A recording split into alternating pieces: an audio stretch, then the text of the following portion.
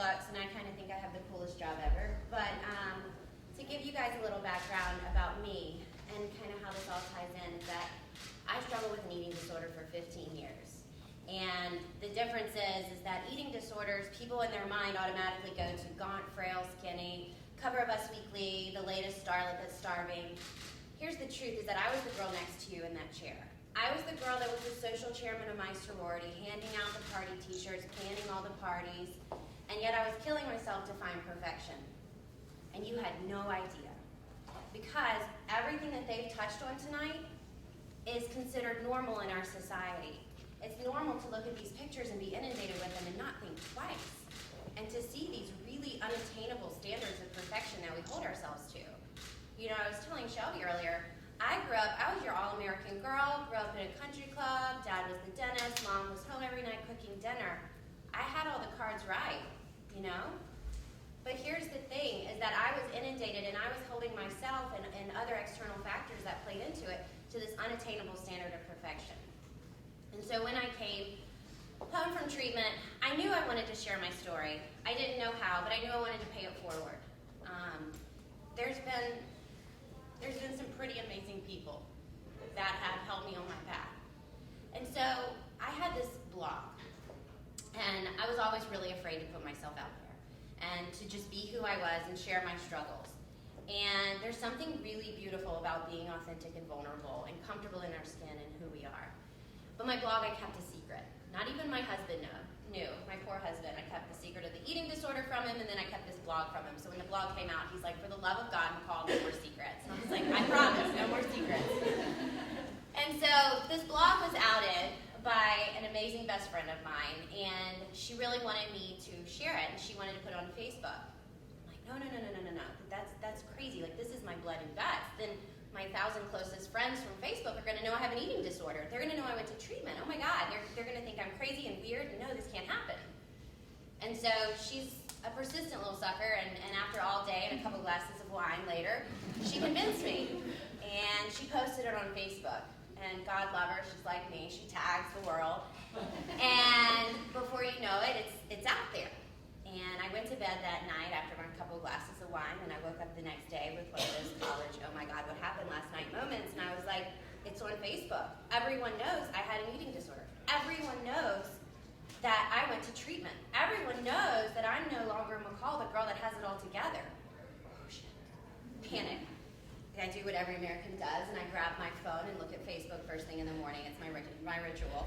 And so I grab my phone and I look at Facebook to see the damage, and I was completely overwhelmed. And I sat in bed that morning with tears streaming down my face.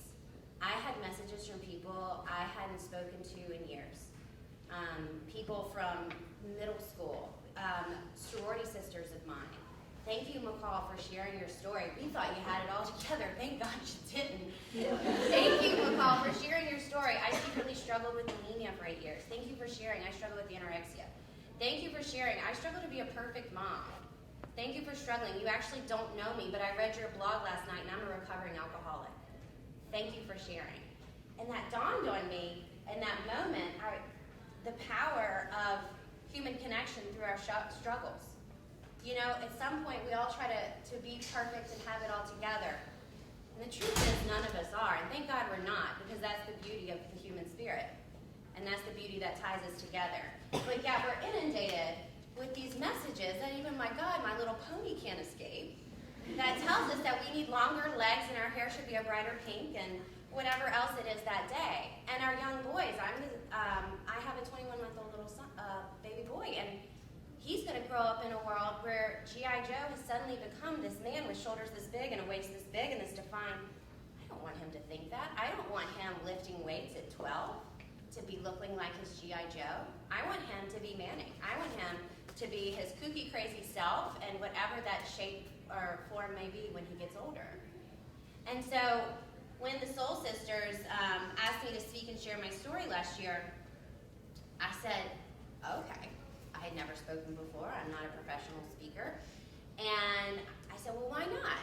There's something really powerful that's happening here. And so I said, okay.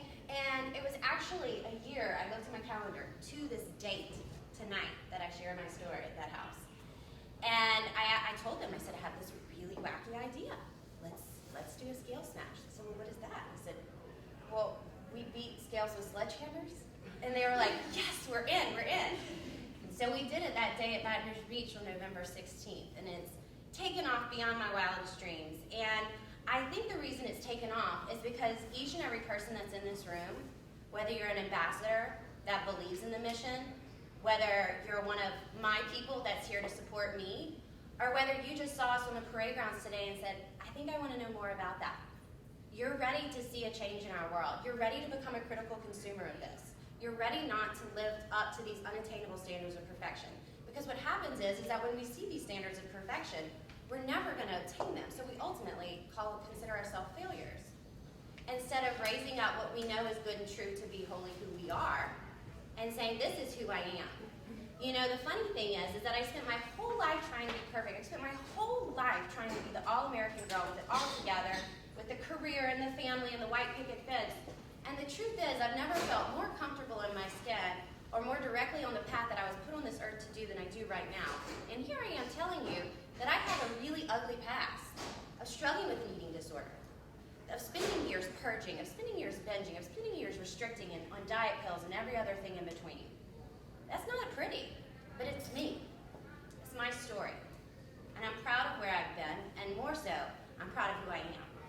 I'm proud of connecting with each and every one of you. And I'm proud to know you. I'm proud that you came out today. I'm proud that some of you guys brought your own scale.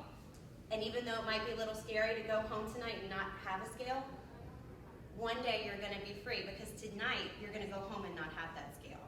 Because that scale doesn't define you. This thing, I got on this thing, I was a scale addict. I got on this thing 20, 30, 40, 50 times a day, waiting for it to tell me that I was beautiful and smart and pretty and intelligent and caring and kind and lovable, and it never did. It never told me I was any of those things. So why are we measuring ourselves by this hunk of metal? So that's why we smash them. That's why we do the Dare to Love Yourself cards, so that you can take something home and know that you are good and whole as to who you are. And that's why I wanted to bring these amazing professionals here tonight. I'm not a professional, but what I like to do is connect you guys with these people, because they're amazing. What they do every day is simply extraordinary.